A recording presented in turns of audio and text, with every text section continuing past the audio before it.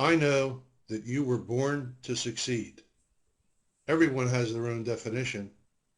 Some people would describe the amount of money they want to attain, others the experiences in their lives, some others the relationships, others would say it's free time, leading the kind of life that you want to lead. But you all have your own way in which to describe this. And I'm going to show you a system that's going to allow you to succeed. When I look at people who are making a difference, I realize that it's not about their talent or their inheritance or a long list of other excuses that people will create to point out why they are not succeeding while others are. It's really about their beliefs and how they think. Whether you're talking about people or industries or companies that are underperforming, that accept mediocre performance as the norm, it's really because no one has ever shown them a better way. I'm going to just give you one example that I'm very closely associated with in the financial services industry. As an industry, when they hire 100 people, they will have 15 people being retained 4 years down the road. So 15 out of 100 people make it. This is an accepted norm. I've spoken to agency after agency about how to fix this problem, because the norm should be 50%, because we do know a better way. But when people bury their heads in the sand and don't look for solutions outside their industry, they will tend to underperform indefinitely and feel as if they are just part of the norm because that's the way everybody else does it in their industry. So my promise is that I personally commit to you that I will share a system with you that if you follow it will allow you to separate yourself from the rest of the pack. The system has been used successfully by thousands of individuals across hundreds of companies and has proven to produce exceptional production results. My name is Bob Maluro. I'm a business advisor, and I am the architect of a planning system that always works. My email address is ramco1@verizon.net. Should you want to ask me a question, please feel free to do so. I'm more than happy to help you. For the first time ever, I'm going to share this confidential proprietary system with people who have not paid thousands like members of my inner circle. You will get to find out details, and they are the real reasons why this has worked so successfully. Hello and welcome. We're going to speak to the topic of strategic business planning and how it will dramatically impact your success. We've had over 30 some years experience with the process I'm going to talk to you about. And so I want to give you a little history and background so that you have an appreciation for, number one, some of the problems that it will overcome, and two, where we've applied it. So I'm going to talk to you about my initial exposure to this process, which was at IBM, where, to be quite frank with you, the system failed. And then second of all, how we improved the process when we used it at the Amdahl Corporation. And then thirdly, how we transitioned it to the insurance industry, and why I believe it is the one business planning system that you once understood can be applied to every situation that you're being faced with, where you have to make critical decisions as it relates to your future direction. During the late 60s, I was a salesperson with IBM, and because I was dealing with Fortune 500 accounts, I was asked to bring my sales team to a one-week planning session where we would have a corporate facilitator who would take us through this new process that had been developed. IBM had spent somewhere between $4 to $5 million on the development of this system. And so as we went through and spent this week together, I recognized that there were certain deficiencies in the overall system. First of all, that it took a week of us outside the territory. Second of all, we were doing and spending a lot of time on SWOT analysis, which, based on my experience at that time and my experiences since, has never produced anything of value. So we're spending a lot of time on strengths, weaknesses, opportunities, etc. Really is not something that we will recommend to you. It was also focused highly on client knowledge, and it's interesting when you get in these rooms that most likely you know very little about your client if you're trying to take it from the members of the teams. And over time, I'll show you how we overcame that issue, and when we included the client in the planning process, how much further along we got. We've built plans that were extensive, comprehensive, designed to deliver a business result, but there were never enough resources to implement the plan. So while these were great plans that we wrote, they basically ended up on the shelf, and therefore, because they were never implemented, I finally got to the place where I was probably the most anti-planning person on the planet Earth in the 60s. And so the next time I was called to go through a similar process, I refused to attend, and I never attended another IBM session because I felt it was a total waste of time. However, by the early 1980s, I was now a sales executive at the Amdahl Corporation, responsible for building a team that was going to cover AT&T on a national basis. And that team, when we started, was delivering approximately $2 million a year in sales.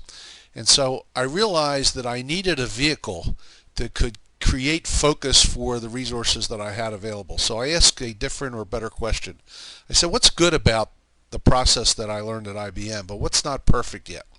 And so over the next 3 years, I tested a lot of different approaches with the account executives on my teams, and eventually got to the place where we had a workable solution, where we could in one day do what it took IBM 5 days to do, and to get to the essence of developing business plans. So each of my account executives who was responsible for a specific business unit in AT&T, and in a business unit in AT&T, because it's very large, might be anywhere from $1 billion a year in revenue up to $8 billion a year in revenue. So an account executive on my team was responsible for developing a business plan that would demonstrate how we were going to penetrate that specific segment of the account that they were responsible for. What would be their vision of what could be achieved? What would be the 12-month objectives that we would have, and what are the action items that we were going to implement to achieve our objectives? And then we moved it further to develop a plan for our entire team, because once we understood how to make it work at the individual account executive level, we moved it up to the team level. So we now began building a team's business plan using the same process. And eventually, because of our success and knowledge and understanding how this system worked, we eventually realized that the way to understand better what the client's business was to do joint planning with our client. So an account executive would meet with the senior level executive at our account, would tell them that we would like them to come and speak to us for a couple of hours and talk to us about their business objectives, the issues that they're faced with, and then we would spend a day planning on how we would be able to help them accomplish their objectives. And then we would go back to them and review the plan that we came up with to, one, qualify what we heard, two, make sure we're on the right track, three, to really begin to get a commitment that if we did the following things, that we would get the client's business. And so I finally reached a place where I said to an account executive, if you're going to run a piece of my business and you're going to be an effective account executive, you must be able to sell this planning methodology to our client. And quite frankly, if you can't sell this, you can't sell anything. And so using this fundamental planning concept, we grew our business, which was $2 million at the outset on an annual basis, to an average of $160 million, and we went from a market share of less than 2% to a market share of 78% of AT&T's business over the next 6 to 7 years. In early 1990, I was a client of an agency in Philadelphia, the Creative Financial Group, CFG. They are part of the New England Channel and the MetLife Enterprise. And the owners of the agency asked me, because they had seen what I did in my business, asked me if I would come in and take a look at the ideas that they had and the direction that they wanted to go. And so what I realized in the early part of that discussion is these people were very sound leaders. They were good thinkers. They had many ideas, but the ideas that they had were basically on the back burner because they had these ideas for several years, but they had never implemented these ideas. And what I realized is they didn't really have a process to do so. And so I asked them a question. I said, what if I could show you exactly what you need to do for the next year? Would that be of value to you? And they asked a couple of questions. One, how long would this take? And my answer was, we probably can do it in the next 5 to 6 hours. And second of all, they said, do you know how to do this? And I said, I don't think I'd have ever asked you this question if I hadn't had a tremendous amount of experience that was successful. And I then explained to them the history that I had gone through. And what has transpired since is it became the basis for every single strategic initiative that this agency has implemented for the last 15 years. So Benchmark has been the strategic business planner using this process with this agency, and fundamentally has grown this agency from $1 million in first-year commission, which they were in 1990, to over $20 million of first-year commission in 2005, and makes them one of the top 3 or 4 agencies in the entire country. And so I would submit to you that they would say to you that our this planning methodology has been the glue that has enabled them to create a highly focused organization that has produced outstanding business results year in and year out for the last 15 years. And they have a very aggressive plan to double this agency as they look forward. In 1997, I packaged everything that we did at the Creative Financial Group in Philadelphia under a blanket offering that we refer to as the Advanced Marketing Firm Program. And so we used the concept of the strategies that we implemented at CFG and developed a program where we were going to implement these strategies across the distribution channel. And we eventually ended up transitioning 65 agencies to the AMF umbrella. But during this process, we used the strategic business planning system as a way to implement the program. In other words, how could we take information that we're giving people in the classroom and ensure that it would get transitioned into action? Sort of like watching a football game on the sidelines, and it really looks great and you can criticize the quarterback, but now you've got to go in and run the plays. That's real different. And so we wanted to make sure that people understood what we were teaching them in the classroom and in fact ensure that they, quote, get it. And so what we did was every time we teach somebody a specific module, for example, how to create a sales team, then we would have them develop a customized implementation plan so that we would make sure that the people understood exactly what would have to happen in order for this to be implemented. And one of the things that we saw in the pilot, because we did 5 agencies originally in the pilot. The pilot consisted of the managing partner, the sales manager, and the marketing director from 5 different agencies. And one of the things I can tell you is that one of the more senior level managing partners in the audience decided he knew how to do planning better than I. And so he was telling his team to skip certain steps. He would dictate the direction they should take. He would tell them exactly what to do, and this would become their plan. And my executive sponsor at the time, and I had a side conversation, and I said to him, at this point in time, you have to make a decision. You either have to think he's right or I'm right. And so his process was that he would have everybody follow the process that I was recommending, but if they chose to go on their own, he would allow them to do that, which this one agency did. 2 years later, they were back repeating the program because they never implemented the program the way it was designed to be implemented and never got the results. But when they came back and followed the process this time using our planning methodology, they did get to the level of expectation that they had.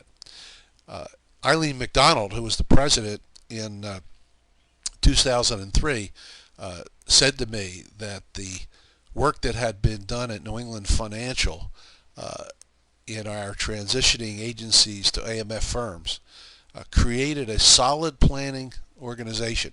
And in fact, the process that we used became the strategic business planning process that got expanded to include all initiatives for planning within the organization. So this is a very powerful process that has massive applicability and has been tested across literally hundreds of managers at this stage of the game. What's great about the application of this process is that it has been used across all industries. It is industry insensitive. It has created a discipline within the agency so that we get highly focused agency resources working on those things that are most important to the agency. And so we use it beginning at the senior management level to develop the agency's overall business plan. Second of all, we then teach the departments how to utilize the same process so that the department's plans support the overall strategies that the agency is putting in. We also use it for all of our team selling workshops. So every team uses the same planning process. And then once the managers understand it, they will work with individual producers who are not on teams to ensure that they are using the process as well. And when you are beginning to think about strategic alliances as an example, you need a process to be able to work with a strategic alliance partner. So again, this process can be applied to that. So it has many internal applications as well as external applications, and it's nice to know that you can use one process that, once understood, can be utilized by everybody within your organization, and so that you end up at a place where you have a much more consistent language and communications process in place for your entire agency. So what we've got is the glue, the common system that holds organizations together. It focuses all the resources. It creates a communications tool, because in this process we're going to define what your vision is first, and then what your 12-month objectives are going to be, and what your action items are going to be. And then we're going to communicate that to the entire agency. It makes you think strategically. And strategical is a word that I'm going to try to get into the Webster Dictionary, because most managers think tactically. In fact, it's been estimated that 95% plus of managers only think about tactics and rarely think about strategy. But in order to be effective, you've got to put the strategies in place first, or decide on the strategies you want to implement first, and then develop the tactics that are going to support the strategies. Tactics that don't support strategies are really a waste of effort. There's no leverage. So you have, a great idea, you do it for 2 or 3 weeks, and then you're on to the next great idea, because it does not support the higher level initiatives of the organization. This is a system that will measure the results that you have decided on. It provides accountability, because we're going to know who's got responsibility for each of the action items that we're going to develop. We're going to know what the time frame is, and we're going to have one person that we can go to, that we can ask, what's the status of this particular action item that we've developed, even though that person will be utilizing a variety of resources to get the job done. But it solves the single biggest problem that everybody has, which is the failure to implement good ideas and best practices that are going to move your agencies or your businesses to a much higher level. Several years ago, I'm part of a 280 business owner mastermind organization, and the owners in this business were highly frustrated by the fact that when we got together in these mastermind sessions, that they still, even though the ideas were great, they never got the ideas across the finish line. So I was asked to address this audience and to give them this system and to show them how to move great ideas to action in the shortest possible time frame. And many of the participants now use our system. So here's a partial list of people that we've dealt with. I already mentioned New England Financial, but Guardian, MetLife, Securian, AXA, Principal Group. We have agencies from each one of those organizations that have been through our training and have used this particular system.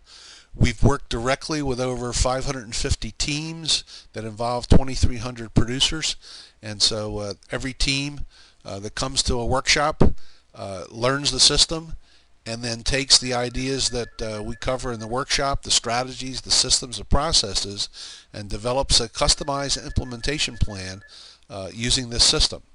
And then Benchmark has also provided services to other organizations. So we've done strategic business planning for a large regional bank. We've helped teams that wanted to create strategic alliances, and agencies that wanted to create strategic alliances, by facilitating this methodology to build a plan with that organization and with their strategic alliance partner. We've worked with individual small business owners to help them develop their plan. And to close this off, I'll just tell you a real quick story. I did one for a sausage manufacturer in the Philadelphia area a couple of years back. And it was interesting because at the end of the session, I always ask the clients, well, what's your reaction to the planning methodology? And the president of the organization said, Bob, he said, it took us 30 years to build this business to 10 million in sales. He said, as you were going through the process, about midway through the process, I had no idea where you were taking us. But I have to be perfectly candid with you. At this stage of the game, I'm trying to figure out how I ever got to $10 million in sales without this process. Interestingly enough, that the plan that they built was to grow to $15 million in sales over the next 3 years as a part of their vision, and they actually got to $17 million in sales during that time frame. So I don't know anything about sausage manufacturing, but we know a lot about what are the right strategies and what's the planning methodology to utilize.